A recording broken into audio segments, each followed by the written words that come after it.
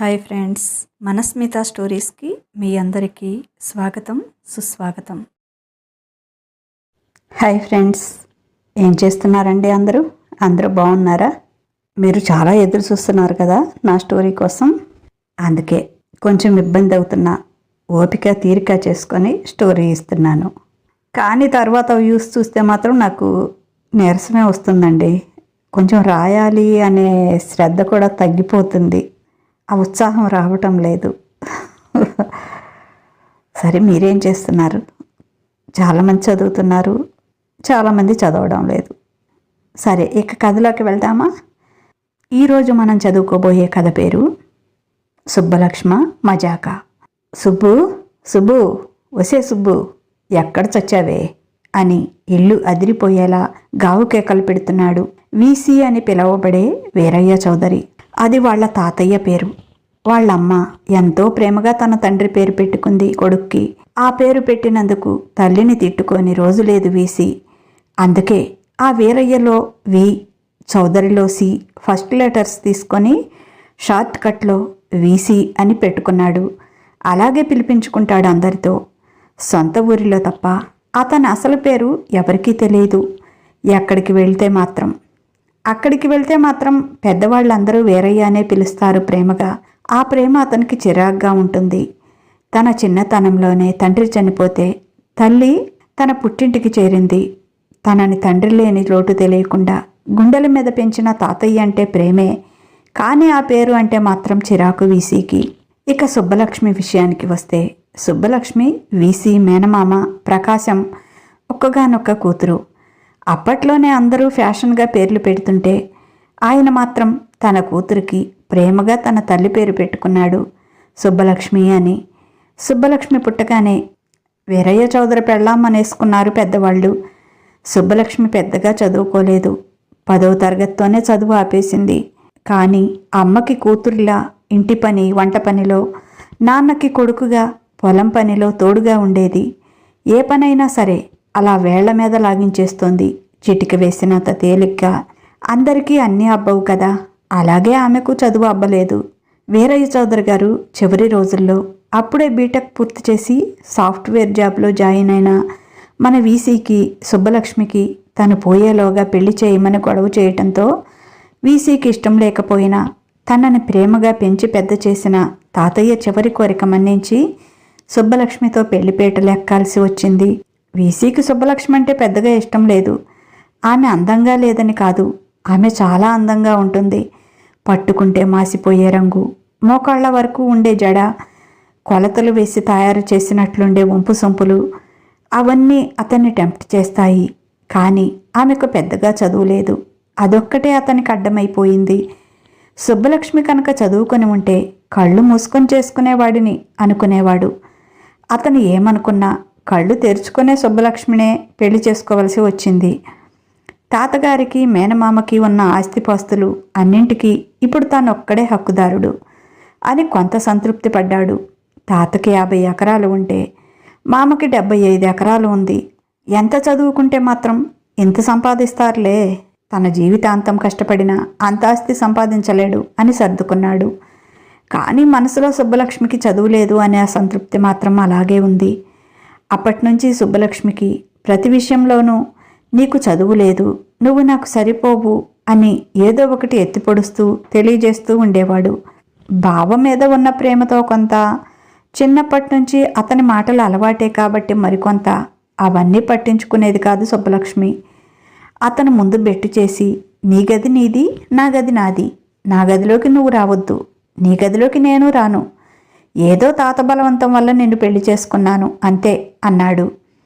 సుబ్బలక్ష్మి ఇంటి పనులు చేసుకుంటూ వయ్యారంగా అతని ముందే అటు ఇటు తిరుగుతుంటే మనసు ఆగలేదు. హద్దులు పెట్టిన మరుసటి రోజే మెల్లగా ఆమె పక్కలో దూరాడు. ఇదేంటి బావా, ఎవరి గది వాళ్ళదే అన్నావుగా, ఒకరి గదిలోకి ఒకరు రాకూడదన్నావు, ఇప్పుడేంటి ఏకంగా నా బెడ్ మీదకే వచ్చేశావు అంది బెట్టుగా సుబ్బలక్ష్మి.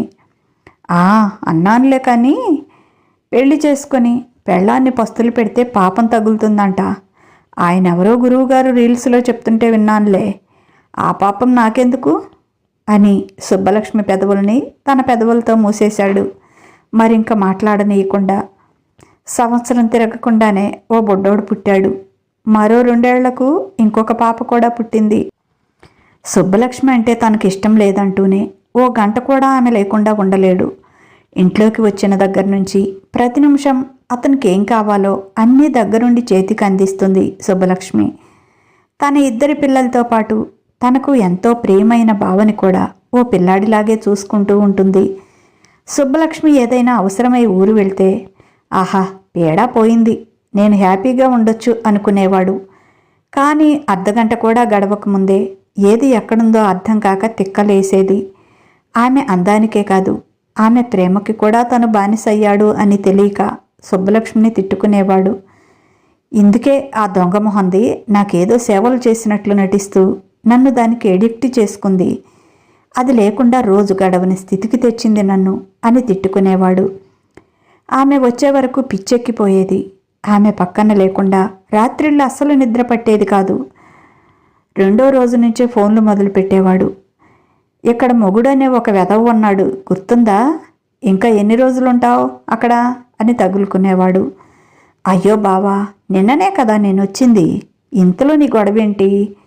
అయినా నేను వెళ్తే హాయిగా ఉంటానన్నావు కదా, ఫ్రెండ్స్తో హ్యాపీగా ఎంజాయ్ చేస్తానన్నావుగా, ఇంకొక వారం రోజులు రాను, అలాగే హ్యాపీగా ఎంజాయ్ చేయలే బావా అనేది అమాయకత్వం నటిస్తూ కొంటెగా సుబ్బలక్ష్మి.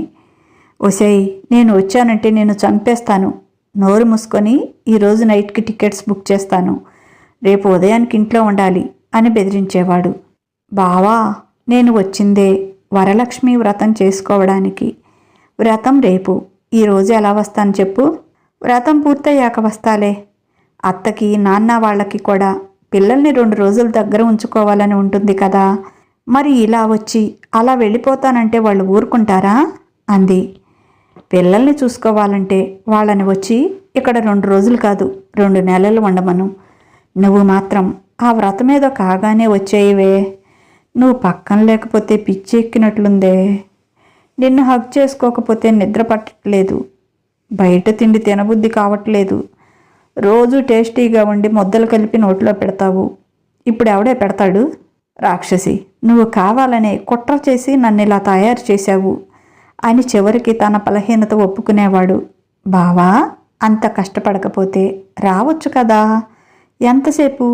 3 గంటల ప్రయాణం, కారు ఉంది కదా, వచ్చేసేయ్ బావా, రేపు వ్రతం చేసుకొని ఎల్లుండి ఉదయమే వెళ్ళిపోదాం. అత్త ఎన్నిసార్లు అడిగిందో తెలుసా నిన్ను?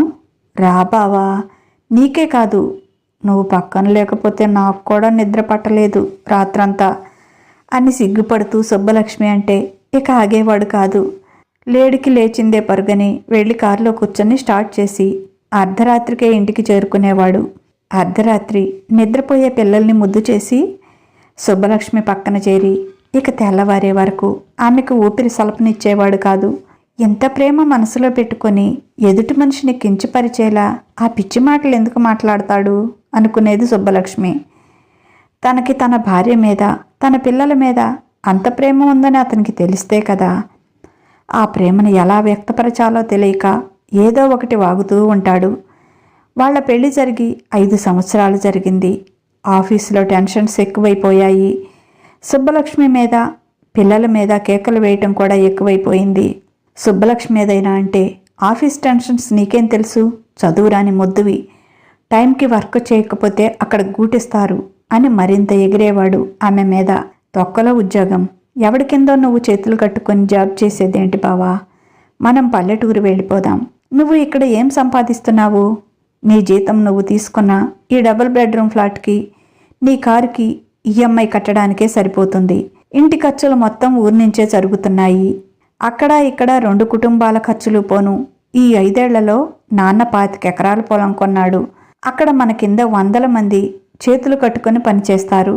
నువ్వేంటి బావా ఇక్కడ ఎవడి కిందో పనిచేసేది? వాడేదో అంటాడని నువ్వు ఇక్కడ గజగజా వణికిపోయి టెన్షన్ పడి మమ్మల్ని తిట్టేదెందుకు? ఇలాగే టెన్షన్ పడుతుంటే నీ ఆరోగ్యం ఎంత పాడవుతుందో ఆలోచించుకో. రాత్రింపవళ్ళు ఆ ల్యాప్టాప్ ముందు కూర్చొని ఆ కళ్ళ కింద డార్క్ సర్కిల్స్ ఎలా వచ్చాయో. నీకెన్నేళ్ళు ఉన్నాయి? అప్పుడే జుట్టు కూడా తెల్లబడిపోతుంది. అవసరమా ఇంత టెన్షన్ పడే జాబ్స్? హ్యాపీగా మన పొలం చూసుకుంటూ గట్టు మీద నిలబడి పని చేయించుకుంటే సరిపోతుంది. వెళ్దాం బావా అనేది. ఆ మాటకి ఇంతెత్తున లేచేవాడు వీసీ. అంతేలే, నీలాంటి చదువు సంధ్య లేని వాళ్ళు ఇంకేం చెప్తారు? ఉద్యోగంలో ఉన్న గౌరవం ఆ మట్టి పిసుక్కోవటంలో ఉంటుందా? పెద్ద తెలివి కలదానివి చెప్పొచ్చావు కానీ అని కసురుకునేవాడు ఆమెను. అలా కొన్నాళ్ళు జరిగేటప్పటికీ అతను ఎంత టెన్షన్ పడి అర్ధరాత్రి 1 గంట వరకు వర్క్ చేసినా కూడా క్రైసిస్లో అతని జాబ్ తీసేశారు. వీసీ చాలా దిగులు పడ్డాడు. ఏం చేయాలి? రేపటి నుంచి జాబ్ లేకపోతే ఈఎంఐ ఎలా కట్టాలి, తన ఖర్చులకి ఇంటి ఖర్చులకి ఎలా మెయింటైన్ చేయాలి అని. అతనికి నెలకి 2 లక్షల శాలరీ వచ్చినా ఎటుపోతుందో తెలిసేది కాదు. ఇంతవరకు రూపాయి కూడా వెనకేయలేదు. ఇంకా పిల్లల ఖర్చు, ఇంటి ఖర్చంతా మామయ్య పంపిన డబ్బుతో సుబ్బలక్ష్మి చూసుకుంటుంది. తను రూపాయి కూడా ఇచ్చేవాడు కాదు. అయినా కూడా సేవింగ్స్ లేవు. ఆ రోజు నుంచి సుబ్బలక్ష్మి ఇంట్లోకి వాడటమే కాకుండా ఈఎంఐలకు కూడా సరిపోను అతని అకౌంట్లో మనీ వేసేది, వ్యాలెట్లో డబ్బు పెట్టేది. జాబ్ పోయేటప్పటికి ఖాళీగా ఉండి పోరంబోకు స్నేహితులు కొంతమంది దొరికారు వీసీకి. మాటల సందర్భంలో, జాబ్ పోయిందిగా మామ, ఏం చేస్తున్నావు? ఖర్చులకు ఎలా మేనేజ్ చేస్తున్నావు? 2 చిన్నపిల్లలు కూడా ఉన్నారు కదా, కష్టం కావటం లేదా అని అడిగితే తనకి ఊరు దగ్గర చాలా ఆస్తులు ఉన్నాయని, జాబ్ అనేది కేవలం తన ఫ్యాషన్ అంతేకాని దాని మీద ఆధారపడి ఏమీ బ్రతకటం లేదు అని చెప్పాడు. దాంతో అతని దగ్గర ఫుల్గా ప్రాపర్టీస్ ఉన్నాయి అని తెలుసుకొని వాళ్ళిద్దరూ వీసీకి పురెక్కించారు. అందరం కలిసి ఏదైనా బిజినెస్ పెడదాం బ్రో, ఇలా ఖాళీగా ఎన్నాళ్ళు ఉంటాము, ఇంట్లో పెళ్ళాలకు లోకువైపోతాం ఇలా ఉంటే అన్నారు. వాళ్ళు తాగుతూ, వీసీ వద్దంటున్నా ఒక పెగ్గు తీసుకో బ్రో అని అతనితో బలవంతంగా తాగించారు. వీసీకి కూడా నిజమే అనిపించింది. అవును బ్రో నిజమే, కానీ నా దగ్గర మనీ లేదు అన్నాడు. మనీనే కావాలా ఏంటి బ్రో, ప్రాపర్టీస్ ఉన్నాయన్నావుగా, అవి అమ్మేసి క్యాష్ చేసుకుని బిజినెస్ స్టార్ట్ చేద్దాం అన్నారు నమ్మకంగా. ఎస్ బ్రో నిజమే, నాకు అసలు ఐడియా రాలేదు అన్నాడు. ఇంటికి తూలుకుంటూ వచ్చిన భర్తను చూసి, ఏంటి బావా ఇది కొత్తగా అంది అసహ్యంగా మొహం పెట్టి సుబ్బలక్ష్మి. ఏదో ఫ్రెండ్స్తో మాట్లాడుతూ ఓ పెగ్గు తీసుకున్నానులే అన్నాడు ముద్దగా. అతను మాట్లాడుతుంటే నోట్లో నుంచి గుప్పున వాసన వస్తోంది. మొహం చిరాకుగా పెట్టి, సరే వెళ్ళి స్నానం చేసి వచ్చి పడుకో అంది. ఇప్పుడు నాకంత ఓపిక లేదు అని వెళ్ళి సోఫాలో పడి అలవాటు లేకుండా కొత్తగా తాగటంతో కడుపులో అంతా తిప్పడంతో బళుక్కన వాంతి చేసుకున్నాడు. అతనికి మజ్జిగ తేవటానికి కిచెన్లోకి వెళ్ళిన సుబ్బలక్ష్మి పరిగెత్తుకుంటూ హాల్లోకి వచ్చి, ఏంటి బావా ఏమైంది అంది ఆదుర్దాగా.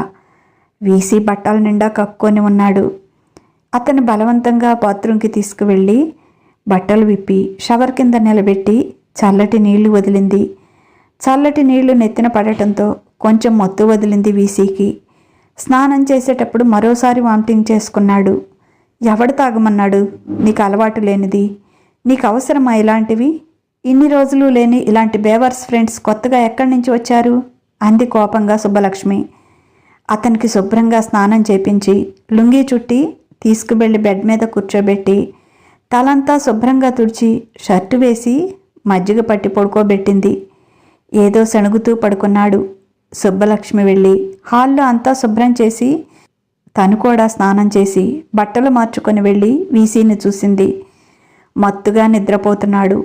ఆమె పక్కన పడుకోగానే సుబ్బలక్ష్మిని దగ్గరికి లాక్కొని ఆమె గుండెల్లో మొహం దాచుకొని, సారీ సుబ్బు, ఇంకెప్పుడు తాగను, సారీనే, నీకు ఈ వాసన పడదని తెలుసు, వద్దంటే వెధవులు ఒక్క పెగ్గని బలవంతంగా తాగించారు, ఆ తర్వాత ఎంత తాగానో తెలీదు, సారీనే అని గొణుగుతున్నాడు. అతని జుట్టులోకి వెళ్ళిపోనిచ్చి నిమురుతూ, ఏంటి బావా ఇది, ఇలా అయిపోతున్నావు, ఈ కొత్త ఫ్రెండ్స్ ఏంటి, ఈ కొత్త అలవాట్లేంటి, వద్దు బావా, మనకిలాంటివి వద్దు, వెంటనే మన ఊరు వెళ్ళిపోదాం, ఎలాగైనా నీతో గొడవ పెట్టుకునైనా సరే నిన్ను ఊరు తీసుకెళ్ళిపోతాను, నిన్ను చూస్తే భయం వేస్తోంది, ఇంకా ఇక్కడ అస్సలు ఉండొద్దు, మనం వెంటనే వెళ్ళిపోదాం అనుకుంది. కానీ ఆమె ఆ మాట చెప్పకముందే ఏదో పని ఉంది, 2 రోజుల్లో వస్తాను అని వెళ్ళిపోయాడు వీసీ. ఎక్కడికి బావా అంటే ఏమీ చెప్పలేదు. చిన్న పనే లేవే, చూసుకొని వస్తాలే అని చెప్పి వెళ్ళాడు. 2 రోజులన్నది 5 రోజులయ్యింది. ఎక్కడికి వెళ్ళాడో తెలియదు. సుబ్బలక్ష్మికి ఎందుకో మనసులో భయంగా అనిపించింది. ఈ మధ్య కొత్త ఫ్రెండ్స్ తోడయ్యారు. ఉద్యోగం లేదు, పని పాట లేదు, ఖాళీగా కూర్చొని కొత్త కొత్త అలవాట్లు నేర్చుకుంటున్నాడు. కొంపతీసి ఏ అమ్మాయితోనైనా అనుకుంది. కానీ అది అనుకోవటానికి కూడా ఆమెకు మనస్కరించలేదు. చిచి, నా బావ అలాంటివాడు కాదు. ఏదో నోరు ఊరుకోక వాగుతూ ఉంటాడు, కానీ అలాంటి పిచ్చి పనులు చేయడు అని తనకు తానే సర్ది చెప్పుకుంది. ఏ మాటకు ఆ మాటే చెప్పుకోవాలి. సుబ్బలక్ష్మి అంటే ఇష్టం లేనట్లు ప్రవర్తించినా కూడా ఆమెను తప్ప మరో ఆడదాన్ని తాకలేదు వీసీ ఇంతవరకు.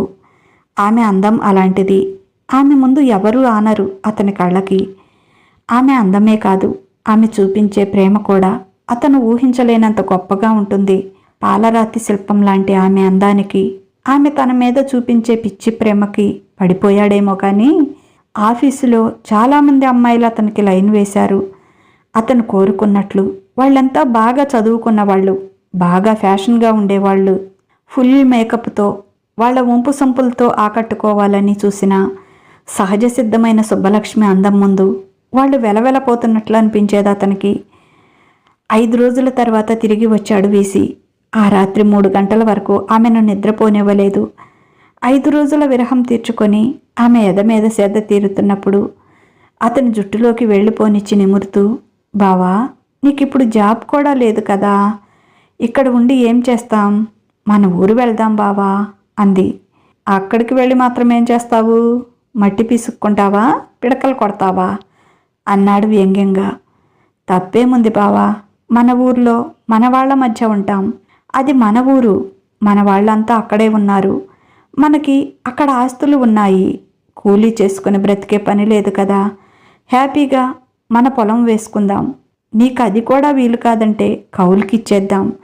ఆ వచ్చిన దానితో బిందాస్గా బ్రతకొచ్చు. నువ్వు ఇక్కడ ఎవరికిందో తల వంచి పని చేయాల్సిన పనేముంది, వాళ్లతో మాటలు పడాల్సిన పనేముంది చెప్పు. ఈ మాట నీకు ఎప్పటి నుంచో చెప్పాలనుకుంటున్నాను, కానీ నువ్వు కోపడతావేమో అని ఊరుకున్నాను. ఇప్పుడు ఎలాగూ ఆ ఉద్యోగం పోయింది కదా బావా, వెళ్ళిపోదాం బావా అంది.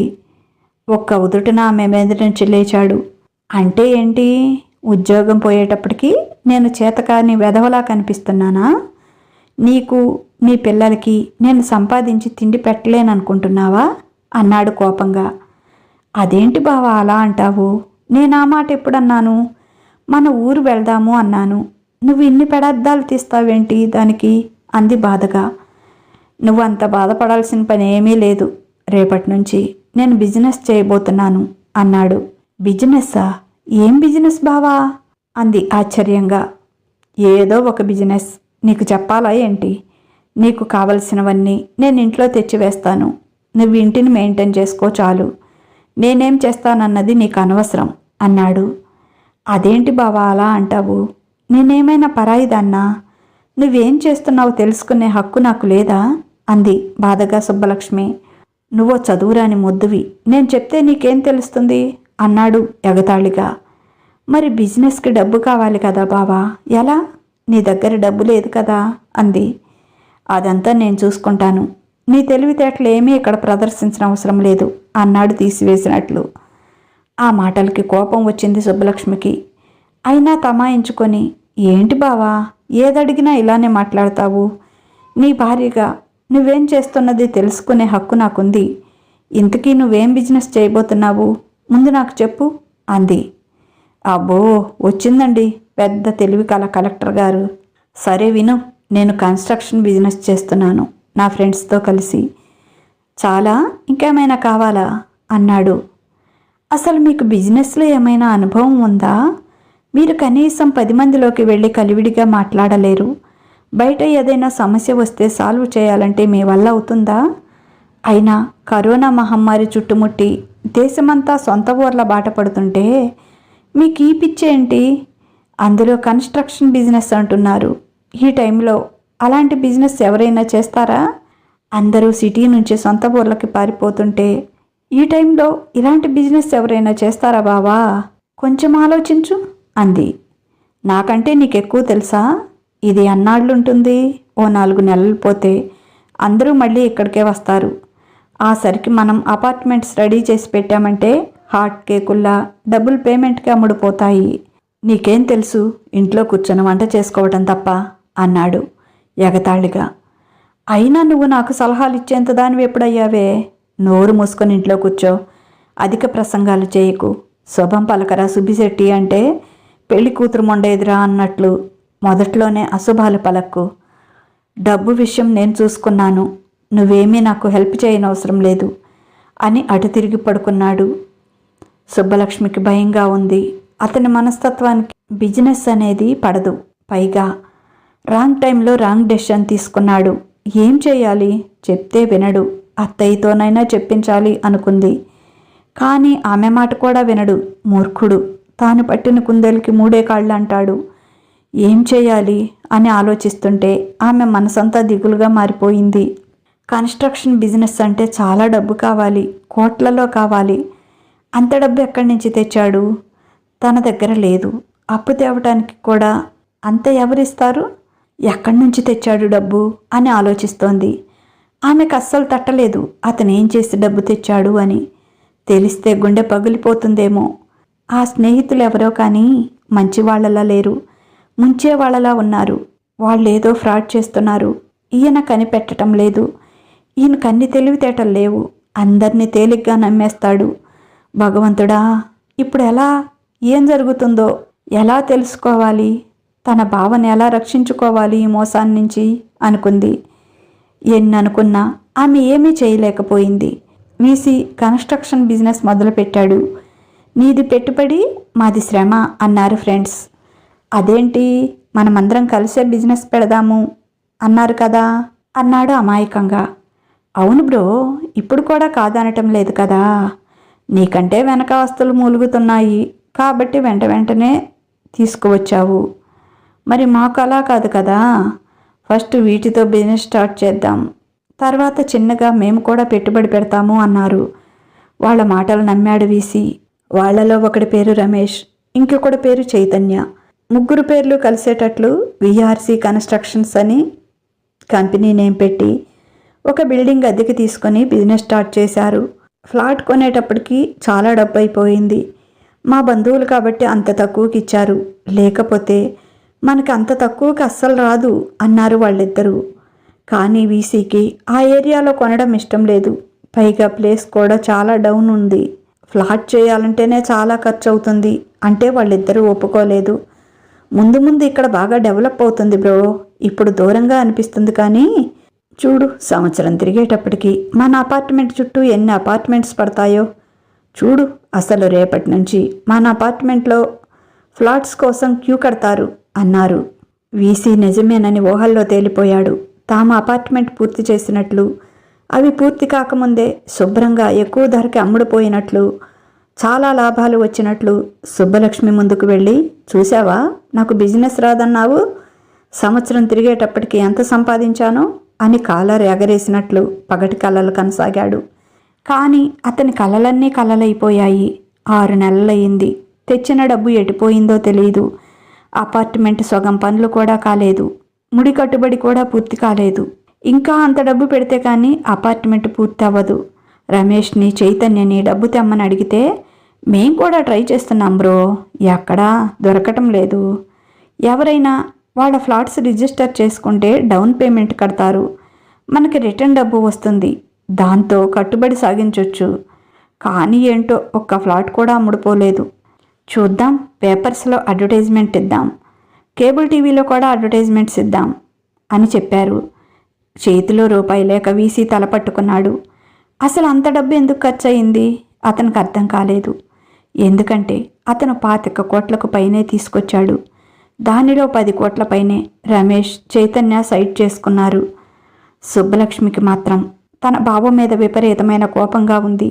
ఎందుకంటే ఎవరికీ చెప్పకుండా తాతయ్య తనకి ఉన్న 50 ఎకరాల్లో 25 ఎకరాలు బావకి, 25 ఎకరాలు తనకి పెట్టాడు. తన పేరుతో ఉన్న 25 ఎకరాల పొలం మొత్తాన్ని అమ్మేసుకున్నాడు.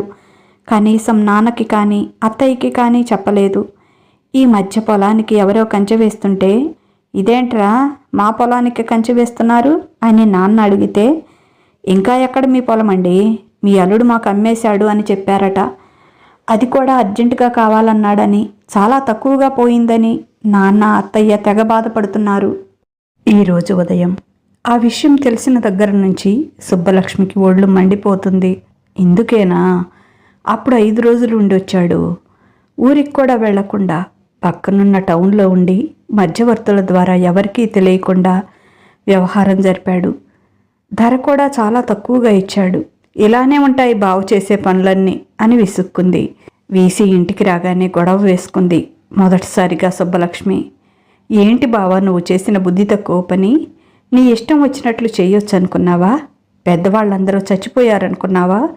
పెళ్ళాం కూడా చచ్చిందనుకున్నావా? అందుకే ఎవరికీ చెప్పే పని లేదు అనుకుని నీ ఇష్టం వచ్చినట్లు చేసుకుంటున్నావా అని తగువ వేసుకుంది. అసలే పెట్టిన డబ్బంతా వెనక్కి తిరక్క, ప్లాట్స్ కొనే దిక్కులేక, అవి పూర్తి చేసే దారి లేక నానా హైరానా పడుతున్న వీసి, ఏం ఆగుతున్నావు, ఏంటి నీకు చెప్పేది, నా ఇష్టం వచ్చినట్లు నేను చేసుకుంటాను అని తప్పు చేసినా కూడా ఎక్కడా తగ్గకుండా తిరిగి గొడవ వేసుకున్నాడు. అదంతా కాదు, ఇప్పుడు అపార్ట్మెంట్ మధ్యలో ఆగిపోయింది. నువ్వు వెళ్ళి నీ పొలం కూడా అమ్ముకొని డబ్బు తీసుకురా, లేకపోతే అది దేనికి కాకుండా పోతుంది, పెట్టిన డబ్బంతా వేస్ట్ అవుతుంది అన్నాడు. ఏంటి, నా పొలం కూడా అమ్ముకొని రావాలా? 25 ఎకరాలు నిక్షేపం లాంటి భూమి ఎవరికీ చెప్పకుండా, ఎవరికీ తెలియకుండా దొంగతనంగా 5-6 కోట్లు తక్కువ కమ్మావు. నేను అక్కడికి మొత్తుకుంటూనే ఉన్నాను ఈ టైంలో ఈ బిజినెస్ సరైంది కాదు అని. అసలైనా నీకు బిజినెస్లో ఏం అనుభవం ఉందని అంత డబ్బు తగలేసి ఆ బిజినెస్ పెట్టావు? సరే, దాన్ని ఏమైనా సక్సెస్ చేయగలిగావా అంటే అదీ లేదు. ఏమన్నా అంటే నీకేం తెలీదు, నువ్వు నోరు మూసుకో అంటావు. ఇప్పుడు తెలిసి నువ్వు చేసిందేంటి అని ఎప్పుడూ లేనిది సుబ్బలక్ష్మి కూడా ఎక్కడా తగ్గటం లేదు. ఏయ్, నువ్వు నోరు మూసుకోవే, ముందు వెళ్ళి పొలం అమ్మి డబ్బులు తీసుకురా అన్నాడు ఆమె మాట్లాడేది లెక్కలేనట్లుగా. ఇంకా ఒక్క పైసా కూడా తీసుకురాను. ఇన్ని రోజుల నుంచి ఉద్యోగం లేక, జేబులో డబ్బు లేక నువ్వెక్కడ ఫీల్ అవుతావో అని నీ ఈఎంఐలు కడుతూ, నీ పర్సులో డబ్బులు పెడుతూ, అకౌంట్లో డబ్బు వేస్తూ ఉన్నాను. ఇక రూపాయి కూడా ఇవ్వను. నువ్వు చేసిన పని తలుచుకుంటే ఒళ్ళు మండిపోతుంది. తగలేసిన వరకు తగలేశావు, ఇక చాలు. దాని మీద రూపాయి పెట్టినా వేస్ట్. అసలు నీకేమైనా మతి ఉందా? ఆ ప్లేస్లో ఎవరైనా అపార్ట్మెంట్ కడతాడా? పక్కనే శ్మశానం, ఎదురుగా అంకమ్మ తల్లి గుడి, పైగా ఊరికి ఆమడ దూరం. సిటీ నుంచి గంట ట్రావెల్ చేస్తే కానీ అపార్ట్మెంట్ రాదు. అక్కడేమైనా సౌకర్యాలు ఉన్నాయా అంటే ఏమీ లేవు. ఏం కావాలన్నా, తలనొప్పి వచ్చి ఓ టాబ్లెట్ తెచ్చుకోవాలన్నా, ఊళ్ళోకి రావాలంటే గంట పడుతుంది. ఎవరైనా అలాంటి ప్లేస్లో ఇల్లు కొనుక్కుంటారా? నువ్వంటే మైండ్ లేక అక్కడ ప్లేస్ కొని అపార్ట్మెంట్ కట్టావు, కానీ మెడ మీద తలకాయలో గుజ్జు ఉన్నవాడు ఎవడూ అక్కడ ఇల్లు కొనుక్కోడు. నష్టపెట్టిన వరకు చాలు, చేసిన దానికి చెంపలు వేసుకొని ఇక ఊరికి బయలుదేరు అంది. నేనెక్కడికి రాను, నోరు మూసుకొని వెళ్ళి డబ్బు తీసుకురా అన్నాడు. ఎందుకు తేవాలి? ఎవడి మొహాన ధారపోయటానికి? నా పిల్లల నోటికాడి తెచ్చి ఎవడికి పెట్టాలి? అసలు నువ్వు కట్టిన అపార్ట్మెంట్కి ఎంత ఖర్చు అవుతుందో నీకు లెక్క ఉందా? తెచ్చిన డబ్బంతా ఏమైంది? ముగ్గురు కలిసి బిజినెస్ పెట్టినప్పుడు వాళ్ళెంత పెట్టుబడి పెట్టారు? నీతో సమానంగా వాళ్ళు పెట్టాలి కదా. మరేమైంది డబ్బంతా? నాకు మొత్తం లెక్క చెప్పు, అప్పుడు తెచ్చిస్తాను డబ్బు అంది. ఏంటే, 10వ తరగతి పాస్ అయిన నీకు నేను లెక్కలు చెప్పేది? నోరు మూసుకొని డబ్బు తీసుకురా అన్నాడు. 10వ తరగతి పాస్ అయిన నాకున్న మాత్రం తెలివితేటలు కూడా నీకు లేవని అర్థం కావడం లేదా? చదువు ఉంటే సరికాదు, లోకజ్ఞానం ఉండాలి అని అంది సుబ్బలక్ష్మి. అంటే నేను చేతకాని చవటలా కనిపిస్తున్నానా? మాటకి మాట ఎదురు మాట్లాడుతున్నావు అని సుబ్బలక్ష్మి మీద చేయి చేసుకున్నాడు. సుబ్బలక్ష్మి నివ్వెరపోయింది. ఇంతవరకు బావెప్పుడూ తన మీద చేయి చేసుకోలేదు. ఏదో ఒకటి వాగుతూ ఉంటాడు. తను కూడా దాన్ని ఈజీగా తీసుకుంది. ఈరోజు శృతి మించిపోయాడు. తను చేసిన తప్పులు ఎత్తి చూపేటప్పటికీ మనిషి విచక్షణ కోల్పోయాడు. ఇప్పుడు కూడా తను కామ్గా ఉంటే ఇంకా ఎక్కువ చేస్తాడు. అతనికి పట్టిన దుష్టశక్తులు అలా ఉన్నాయి. నా మాట వినే పరిస్థితిలో లేడు అనుకొని వెంటనే తన పెట్టే బేడా సర్దుకొని పిల్లల్ని తీసుకొని పుట్టింటికి వెళ్ళిపోయింది. బావా, ఇక నేను ఎప్పటికీ ఇక్కడికి రాను. నేను పిల్లలు కావాలనుకుంటే 25 కోట్లు నష్టపోయినా నేను ఏమీ అనుకోను. దాని గురించి ఇక నిన్ను ఎవరూ ఒక్క మాట కూడా అనకుండా నేను చూసుకుంటాను. నువ్వు మాతో పాటు ఊరికి వచ్చేయి. మేమెవరూ అవసరం లేదు. నీ చీటర్ ఫ్రెండ్సే కావాలి అనుకుంటే వాళ్ళ మాటలే వింటూ ఇక్కడే ఉండిపో అని ఏడుస్తూ పిల్లల్ని తీసుకొని వెళ్ళిపోయింది. తనెందుకు ఇలా విచక్షణ కోల్పోయి ఇంత తప్పు చేశాడు అని తల పట్టుకొని కూర్చున్నాడు వీసీ. అంతా ఆ వెధవల వల్లే అనుకున్నాడు. ఆ రోజు ఇంటికి వచ్చే ముందు ఆఫీసులో జరిగింది గుర్తుకొచ్చింది. ఏంటి బ్రో అలానే ఊరుకున్నావో? అక్కడ పనులు ఆగిపోయాయి, కొంత మనీ అరేంజ్ చెయ్యి అన్నాడు రమేష్. అవును వీసీ, ఈ టైంలో ఆపేస్తే చూసేవాళ్ళు ఏదో ప్రాబ్లం ఉంది అనుకుంటారు. మన అపార్ట్మెంట్స్ అస్సలు అమ్ముడుపోవు. డబ్బు అరేంజ్ చేయాలి వీసీ అన్నాడు చైతన్య. ఎప్పుడూ డబ్బు డబ్బు అని నా వెంట పడితే నేనెక్కడ తీసుకురాను? 25 కోట్లు తెచ్చాను, ఒక అపార్ట్మెంట్ పూర్తి కాలేదు. డబ్బు ఏమైందో అర్థం కావటం లేదు. మీరు కూడా తీసుకురండి. ఇంకా నా వల్ల కాదు. నా దగ్గర ఉన్నదంతా ఇచ్చేశాను అన్నాడు. అలా అంటే ఎలా బ్రో? మా దగ్గర ఉంటే మేమేమైనా దాచుకుంటామా? నిన్ను ఎండ తగలకుండా ఆఫీసులోనే కూర్చోబెట్టి మేము ఎండనక వాననక ఎంత కష్టపడుతున్నామో నువ్వు చూడటం లేదా అన్నాడు చైతన్య. చెప్తున్నా కదా నా దగ్గర డబ్బు లేదని అని విసుక్కున్నాడు వీసీ. అలా అంటే ఎలా బ్రో? నీకు 100 ఎకరాలు ఉందని చెప్పావు. నువ్వు అమ్మింది 25 ఎకరాలు అన్నావు కదా. ఇంకా చాలా ఉంది కదా అన్నాడు రమేష్. అదంతా నా వైఫ్ది. నా పొలం వరకు అమ్మేశాను అన్నాడు వీసీ విసుగ్గా. అదేంటన్నా, మీ ఆవిడ నీ మాట విన్నదా? నువ్వంటే లెక్కలేదా? నేను మరీ వెదవలా చూస్తుందా ఏంటి? అదే నా పెళ్ళానికి ఉన్నట్లయితే తెల్లారేపాటికి డబ్బులు తెచ్చేవాడిని అన్నాడు రమేష్ గ్లాసులో మందు పోస్తూ. అప్పటికే కొంచెం తాగి ఉన్న వీసీకి ఆ మాటలు బాగా తగిలాయి. తను చేతకాని వాడిలా అనిపిస్తున్నాను ఫ్రెండ్స్కి అనిపించింది. అదేం లేదు, నేనడిగితే నా పెళ్ళాం ఈ నిమిషమే తెచ్చి నా చేతిలో పెడుతుంది. కానీ నాకే ఇష్టం లేదు. పెళ్ళాంసం తింటామా ఏంటి చండాలంగా అన్నాడు. అదేం లేదులే బ్రో, మీ ఆవిడ నీ మాట వినదు. అది చెప్పలేక ఇలా కవర్ చేస్తున్నావు అని ఎగతాళి చేశాడు చైతన్య. అప్పటికే ఫుల్గా ఎక్కిన వీసీకి ఆ ఎగతాళి నవ్వు చురుక్కుమనిపించింది. 4 రోజుల్లో డబ్బు తెస్తాను చూడండి, నా పెళ్ళాం నేను గీసిన గీత దాటదు అని వాళ్ళ ముందు ప్రగల్భాలు పలికి వచ్చాడు. చూద్దాం, అదే నా పెళ్ళాం అయితే నేను వంగబెట్టి 4 గుద్ది పుట్టింటికి తరిమేసి తెల్లారేపటికి డబ్బులు తెప్పించేవాణ్ణి అన్నాడు మీసం మెలేస్తూ. ఆ మాటల ప్రభావంతో కసి మీద ఇంటికి వచ్చిన వీసీ ఇంటికి రాగానే సుబ్బలక్ష్మి తగువ పెట్టుకోవడంతో విచక్షణ మరిచిపోయాడు. ఎప్పుడూ లేనిది ఆమె మీద చేయి చేసుకున్నాడు. తన మగతనం నిరూపించుకోవాలి అనుకున్నాడు. దాంతో సుబ్బలక్ష్మి పుట్టింటికి పోయింది. ఇప్పుడేం చేయాలో అర్థం కాక తలపట్టుకొని కూర్చున్నాడు వీసీ. తెల్లారికి మత్తు దిగింది. నిద్ర లేచేటప్పటికి పొగలు కక్కుతూ కమ్మని వాసనతో తన ముందుకు వచ్చే కాఫీ రాలేదు. సుబ్బు, కాఫీ అన్నాడు రాత్రి జరిగిందంతా మర్చిపోయి. ఎంతసేపటికి సమాధానం లేకపోవడంతో సుబ్బు సుబ్బు ఎక్కడ చచ్చావే? కొంచెం కాఫీ నా మొహం తగిలి, తల పగిలిపోతుంది అన్నాడు తల పట్టుకుంటూ. ఎంతసేపటికి సుబ్బలక్ష్మి జాడలేకపోయేటప్పటికి అప్పుడు గుర్తుకొచ్చింది రాత్రి జరిగింది. ఛీ, దీనికి ఎంత పొగరెక్కింది! నాకే ఎదురు మాట్లాడి ఇంట్లోంచి వెళ్ళిపోయింది. ఇక ఎప్పటికీ రాదంట. పోతే పోనీ, అది లేకపోతే నేను బ్రతకలేనా అనుకున్నాడు పౌరుషంగా. కిచెన్లోకి వెళ్ళాడు. స్టవ్ ఎలా ముట్టించాలో కూడా తెలియలేదు. ఫ్రిడ్జ్ తెరిస్తే పాలు లేవు.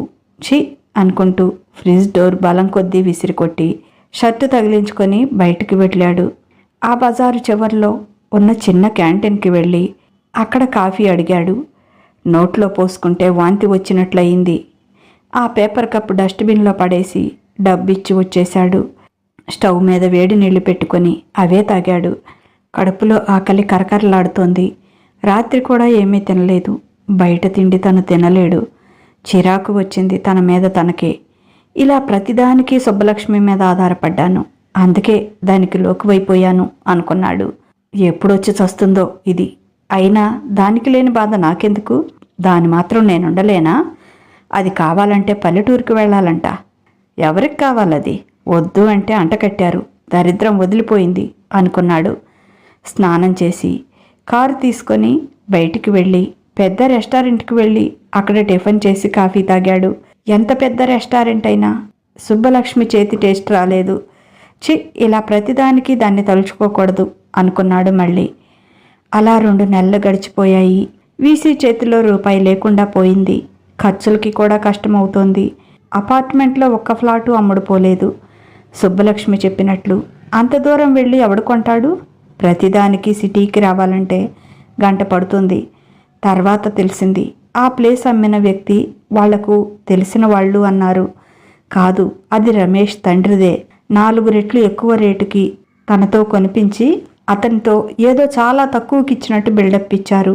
తీరికగా కూర్చొని అన్ని లెక్కలు చూసుకుంటే తెలిసింది 10 కోట్ల పైనే నొక్కేశారని. ఆ మాట గట్టిగా అడగటంతో వాళ్ళిద్దరూ అడ్రస్ లేకుండా పోయారు. ఇక్కడ తనకి మాత్రం తిండికి కూడా కష్టమవుతోంది. కారులో పెట్రోల్ ఉండటం లేదు. ఎక్కడికి వెళ్ళినా నడిచి వెళ్లాల్సి వస్తోంది. అప్పుడు గుర్తుకొచ్చింది సుబ్బలక్ష్మి అన్నమాట. చదువు ఉంటే సరిపోదు, లోకజ్ఞానం ఉండాలి. నా మాత్రం కూడా తెలివి లేదు నీకు అని. అవును, తను ఒక తెలివి తక్కువ దద్దమ్మ. అసలు వాళ్ళెవరు? నిన్న మొన్న పరిచయం అయ్యారు. వాళ్ళ మీద నమ్మకంతో వాళ్ళు చెప్పిన మాటలు తలకెక్కించుకొని ఎవరికీ చెప్పకుండా పొలమంతా అమ్మేసి తీసుకొచ్చాను. ఇంకా నయం, సుబ్బలక్ష్మిని బెదిరించి ముందే ఆమె ఆస్తి అమ్మించలేదు. దొంగనా కొడుకులు డబ్బు మొత్తం కొట్టేసి అడ్రస్ లేకుండా పోయారు. అసలు వాళ్ళు చెప్పిన అడ్రస్లో కూడా వాళ్ళు లేరు. వాళ్ళ గురించి అడిగితే ఆ చుట్టుపక్కల వాళ్ళు ఎవరు? అలాంటి వాళ్ళు ఇక్కడ లేరని చెప్పారు.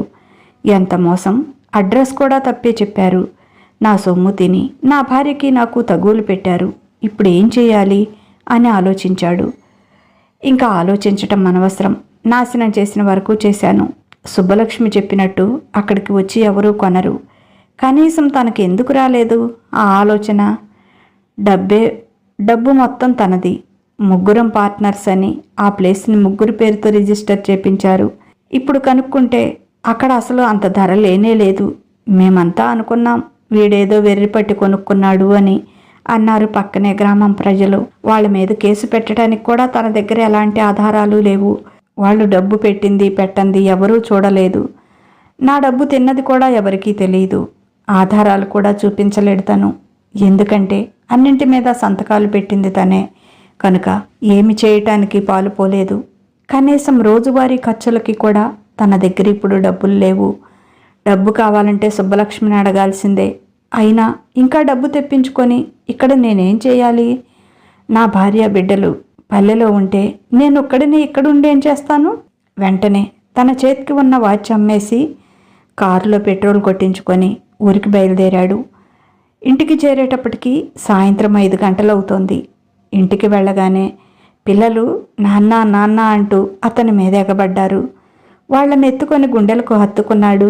సారీ కన్నలు, ఇంకెప్పుడు మిమ్మల్ని దూరంగా పోనివ్వనరా అని వాళ్లకు ముద్దులు పెట్టాడు. ఇంట్లో సుబ్బలక్ష్మి లేదు. తల్లి అతని మొహం కూడా చూడలేదు. పోరా, నీలాంటి దరిద్రుని కన్నందుకు నా మీద నాకే కోపం వస్తుంది అని అసహ్యించుకుంది. సారీ అమ్మా, పొరపాటు చేశాను. ఇంకెప్పుడు తొందరపాటు పనులు చేయను. మిమ్మల్ని అడగకుండా ఏది చేయను అని తల్లి కాళ్ళు పట్టుకున్నాడు.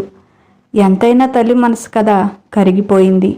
సరేలేలే, ఇక ముందు ఎప్పుడైనా ఇలాంటి పిచ్చి పనులు చేశావంటే చంపేస్తాను. కొడుకని కూడా చూడను అంది కోపంగా. సరేలేమ్మా, సుబ్బు ఏం చేస్తుంది? ఎక్కడికి వెళ్ళింది అన్నాడు. మామిడి తోట వైపు వెళ్ళింది. ఏం చేస్తుంది? పిచ్చి మొహంది.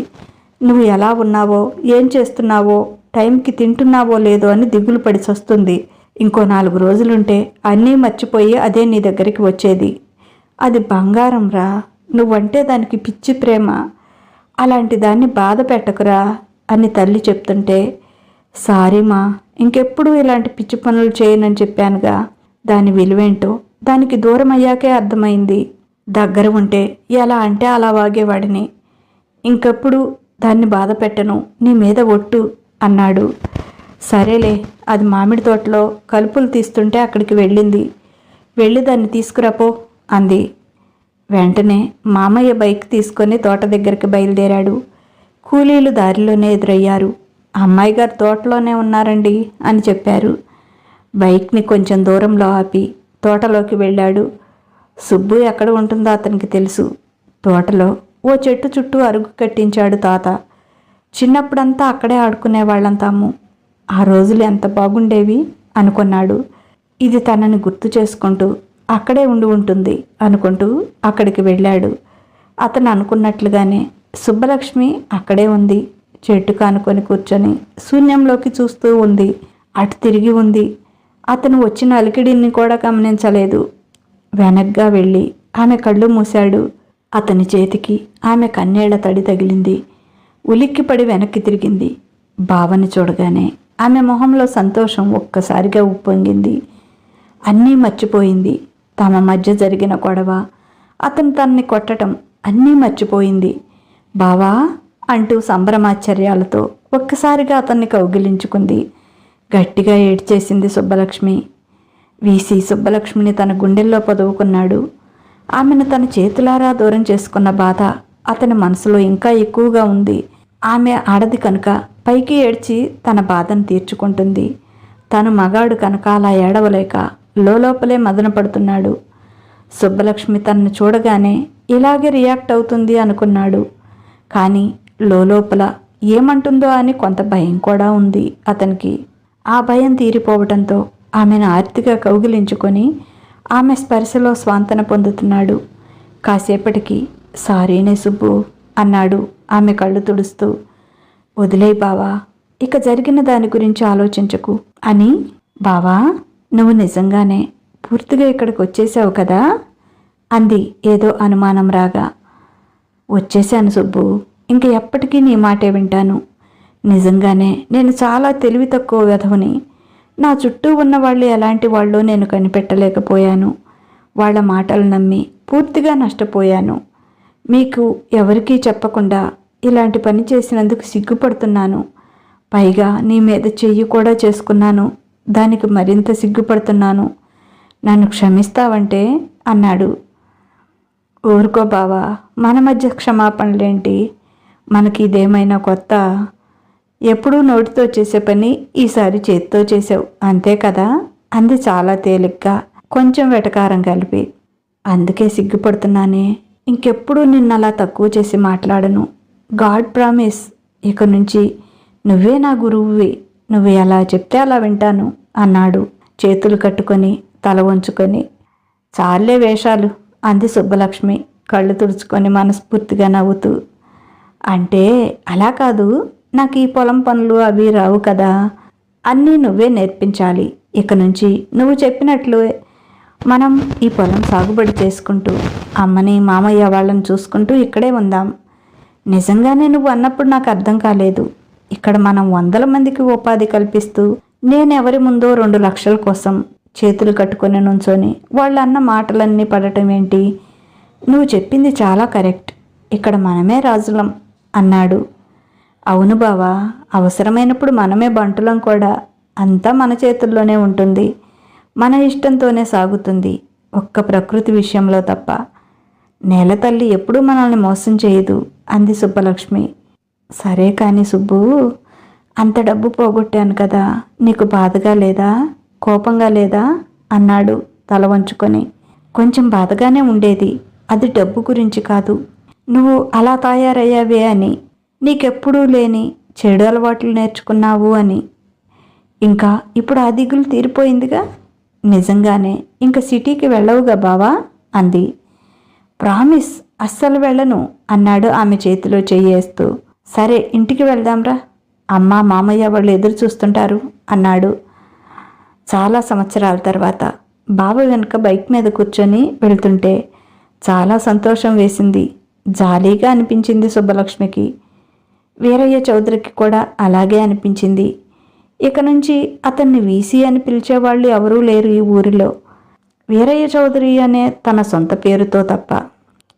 వ్యవసాయంలో మామయ్యకు చేదోడుగా ఉంటూ అన్ని పనులు అలవాటు చేసుకుంటున్నాడు వీరయ్య చౌదరి. ఇప్పుడు అవసరమైతే లుంగీ అగ్గట్టి బురదలోకి దిగుతున్నాడు. అన్ని పనులు శ్రద్ధగా నేర్చుకుంటున్నాడు. 4 ఏళ్లు గడిచేటప్పటికి మామకి సలహాలు ఇచ్చేంతగా ఎదిగిపోయాడు. ఎంతైనా మా బావ సూపర్, బంగారం అబ్బా అని మెటికలు విరిచేది సుబ్బలక్ష్మి. ఈ ఊర్లో ఉన్న ధనవంతుల జాబితాలో తాము కూడా ఉన్నారు. సిటీలో శతకోటి లింగాల్లో బోడిలింగం వీసీ అంటే. కానీ ఇక్కడ అలా కాదు. అందరూ తమను గొప్పగా ప్రత్యేకంగా గౌరవంగా చూస్తారు. పెద్దవాళ్ళైతే వీరయ్య బాబు అని, తనతోటి వాళ్ళు చౌదరి బాబు అని, పొలంలో పనికి వచ్చిన వాళ్ళు చిన్న చౌదరి గారు అంటే, పెద్ద చౌదరి గారు అంటే వాళ్ళ తాతయ్య గారు అన్నమాట. చిన్న చౌదరి గారు అని పిలుస్తుంటే చాలా గొప్పగా అనిపిస్తుంది.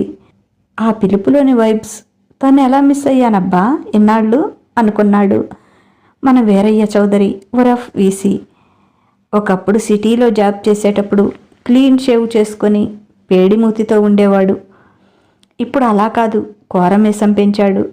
అబ్బా, ఇలా ఉంటే మీరు భలే ముద్దొస్తున్నారు అని సుబ్బలక్ష్మి అంటుంటే మీసం మెలేస్తూ ముసిముసిగా నవ్వుకునేవాడు వీరయ్య చౌదరి.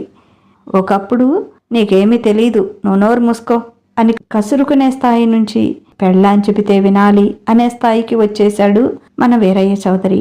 10 ఏళ్లు గడిచాక ఒకరోజు సుబ్బలక్ష్మితో అన్నాడు, అంత డబ్బు పోగొట్టాను కదా, ఇంట్లో ఒక్కరు కూడా నన్ను ఒక్క మాట కూడా ఎందుకు అనలేదు. అమ్మంటే సరే ఏదో తల్లి ప్రేమ అనుకోవచ్చు, కానీ మామయ్య అత్తయ్య నువ్వు కూడా ఒక్క మాట ఈ రోజు వరకు అనలేదు. ఇంకొకరైతే చాలా గొడవ చేసి ఉండేవారు కదా అన్నాడు. నిజంగా నాకు చాలా ఆశ్చర్యంగా ఉంది. అంటే వేలు లక్షలు కాదుగా, కోట్లు కదా, అందుకే అన్నాడు. డబ్బు గురించి ఎవరికీ బాధ లేదు బావా, కానీ ఆ పొలం గురించి తాతయ్య చాలా ఇష్టంగా మన ఇద్దరికీ ఇచ్చాడు ఆస్తి. అలాంటి పొలాన్ని నువ్వు అమ్మేశావని అందరికీ కొంచెం బాధ. మీ అమాయకత్వం తెలుసు కనుక సరే పోనీలే అని అందరూ అడ్జస్ట్ అయిపోయారు. అయినా పోయిన దాని గురించి ఆలోచిస్తూ మా కళ్ళెదురుగా ఉన్న నిన్ను బాధ పెట్టలేము కదా అంది. నీకు సర్ప్రైజ్ అన్నాడు కొన్ని పేపర్లు తీసి సుబ్బలక్ష్మి చేతికిస్తూ. ఏంటి బావా అని ఆసక్తిగా వాటిని తీసుకొని చూసింది.